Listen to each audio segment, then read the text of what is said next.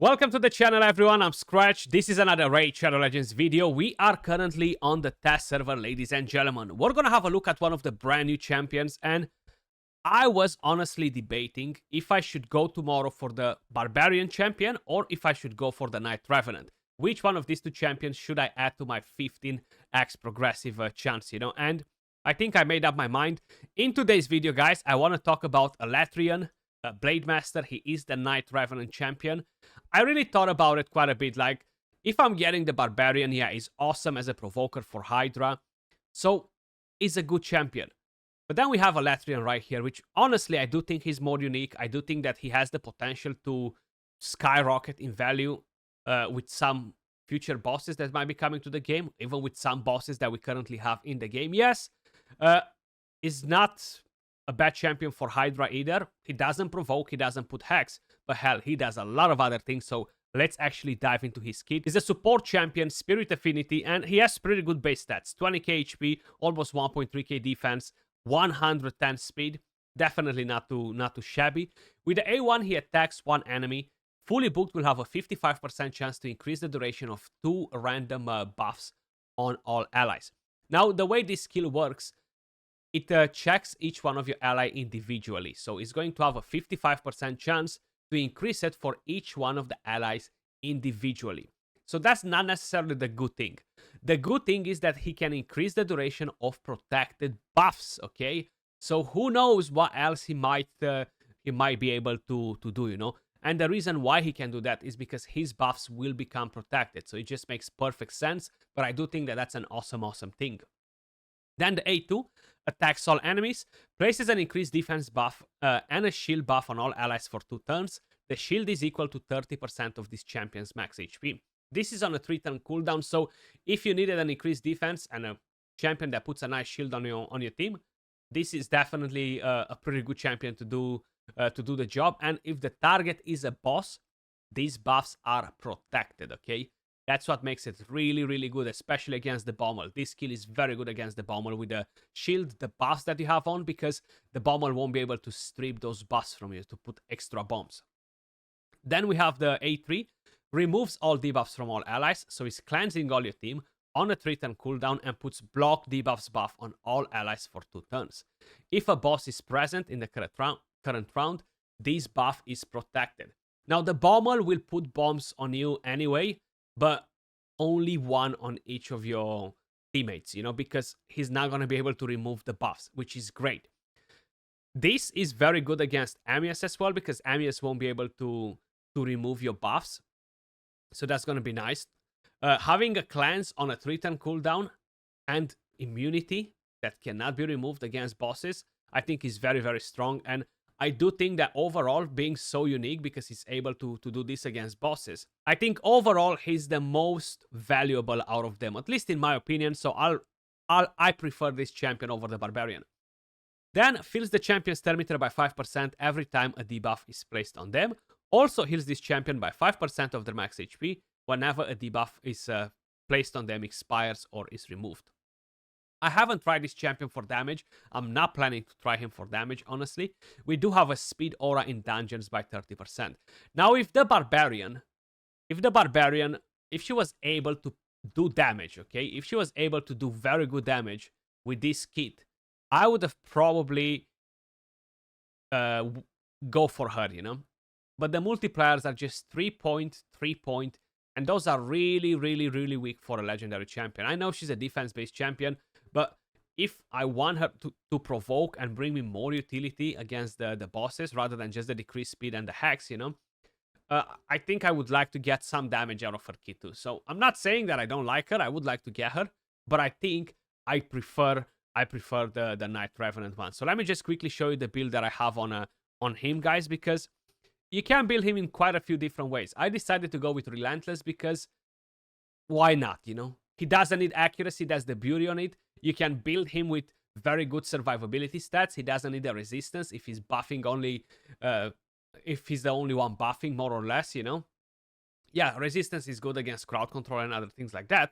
But for his own buffs, to be stolen or anything like that, he doesn't need the resistance. So Relentless, total stats, we have 112k HP, 3.5k defense, 246 speed, and the rest of the stats, they don't really matter, honestly, you know? And when we're talking about masteries, guys, let's actually get him done because I haven't done the masteries. So we can go defense, support, we can go offense. I think I'm gonna take the offense just to have War Master on him, and that will actually give us a bit of extra damage if we are doing PvE, mainly like on Hydra or different bosses. And because we don't need accuracy, we could go somehow on the support, you know, and try to get these, go all the way to rapid response, cycle of magic, lasting gifts. Probably that would be a pretty good option. Or of course you can go on defense and go to blast proof and go down. But I feel like because we are shielding, right, we are buffing, I feel like support is going to benefit us a bit more than the other, you know. So let's actually go like this. Right here we could potentially go for Lord of Steel, because why not? We can go for lasting gifts. We can go for Spirit Haste, get more speed when allies are dying. This is not going to help the A1 because we are not landing a debuff. So right here we could go for this to increase the value of shields a bit. Let's just go with Heart of Glory and Spirit Haste. So these are the masteries I would personally take on him. Now the champion is fully booked, guys. I've got the books on him, and let's quickly start with the Bommel. I want to show you the champion in the Bommel because I do think he's pretty interesting there. Now, of course, if you have some disgusting teams that are quickly farming this boss, you know, we are on a hard mode Doom Tower. We're gonna run a team like this, you know. We're gonna use Newt. We're gonna use him. We're gonna use Geomancer, Godseeker and Eerie, and of course Vogot, you know. Let me just quickly show you what sort of stats they have. So this is Geomancer. The boss has 250 speed, okay? Keep that in mind. He has a lot of accuracy. It's pretty hard to resist him anyway. Then we have Godseeker and Eerie. Newt is not allowed to use the skill. Actually, he can use the skill at the boss. Doesn't matter. He only puts an extra buff on himself, right? So he's just another bomb. But basically, he's not using the A2 on the waves. Same with Geomancer, he's not using the A3 on the waves. We want to have that when we get at the boss. And the rest, we want Blademaster to have both of them available at the boss. So we're going to start with the A2 to put the shield. The shield will help us to survive when we are talking about bombs. This is Vogot on regeneration, Godseeker on regeneration, Geomancer on reflex because I'm running him on the Iron Twins Fortress. Newt is on Savage, and you've seen his build already. Now, you could potentially build him on Reflex set as well. The reason why I went with Relentless, I feel like is going to give me more value than a Reflex set, you know. For Hydra, if you're somebody who's trying to really push the damage to crazy potential and make the most out of every single turn, only have Relentless on damage dealers, probably you won't be using him as your support, because you might be relying on OP champions, Cardials and other champions like that. But you can use him as a good support in Hydra too. You will need a healer next to him, but overall he's gonna offer you very good support. The cleanse, the immunity, you know. He's not going to mess around basically. But here we go. He can actually smack quite a bit too. Like, he really doesn't have any sort of crit damage, crit rate, but we got a crit right there, 15k. So maybe he does have the potential to do a little bit of damage. I wouldn't go too crazy, but then there are support champions like Lissandra, Sinesha, and a few others that deal insane damage, you know. Right there would have been nice to have the cleanse, you know. Because the slow part right here is killing these mobs. Especially these coronars. Okay. Do your biddings. And because they have immunity now, we're not going to freeze them. So this is taking a bit longer. I've done a few runs. And was actually not too bad on the waves. Just with Newt being the main damage dealer, you know. It just seems that that immunity is a bit of an issue. I'm not sure why Geo is not using his A2. He should be using his A2. What are you doing, Geo? Why are you not using your A2 out of curiosity? Do I need to put a preset on to make sure he's using it? That's so weird, right? Like, he has that skill available 100%. But for whatever reason, he just doesn't want to use it. Okay. Who are we to judge Geomancer, right? So bang, we have Newt dropping in 30% of the HP. HP burn on for a 4-turn cooldown, beautiful. And we have 2 bombs on Geo because of the debuffs. And the boss trying to steal the buffs from us, no chance. So he's not landing as many bombs on my team. We have the shield on as well. Now we have immunity, so the HP burn won't land on us. You see, Geomancer survived with 3 bombs. You know why? Because we had that massive shield. We had almost a 40,000k shield from Alatreon. Everybody survived with all the bombs, and that's because of it, you know? And look at that. At the same time, Newt putting the freeze on the side bombs is very helpful because when that happens, if I remember correctly, the side bombs deal half of the damage. So we've done 66 turns, 2 minutes and 53 seconds. The best time is 2:25, 61 turns. And there you go. Pretty good shield, pretty good champion to help you in the Bommel, guys. 100%. So keep that in mind. And he will be very solid against Emmy, as how I mentioned. And who knows what future bosses will be coming to the game and where they strip buffs from you and other things like that. So this will be actually pretty nice. But let's actually head over to the Hydra clan boss. So I think we're gonna go on brutal, guys, so we don't have to stay in here for too long while we're doing the run. We're gonna use a team like this, and yeah, Cardiel is gonna give us some healing. I do need to have some more healing on it. Tuha is gonna deal with the Head of Torment, give us some healing, increase speed, put block buffs, decrease attack. We have Molly, Provoker, in case if we need to revive somebody as well. More Turn Meter, Newt, DPS. And of course, you have Mishinaki as a DPS. And then we have support from him. The good part right here is that the Head of Mischief won't be able to steal his buffs, you know? And I think that's an awesome thing. That's an awesome thing. The Head of Mischief is so freaking annoying. How many of you guys are just not tired of the Head of Mischief, you know? Like, let me know in the comments down below. I'm pretty convinced that most of you guys are tired of the Head of Mischief constantly stealing your buffs, constantly 3%ing you. Now, of course, he does have plenty of different buffs that he could steal from my team right here. But at the moment, he's not able to steal my increased defense. He's not able to steal my shield. And then he won't be able to steal my immunity. And if we're trying to pay a bit of attention, actually, I'm gonna manual just so you guys can see it better.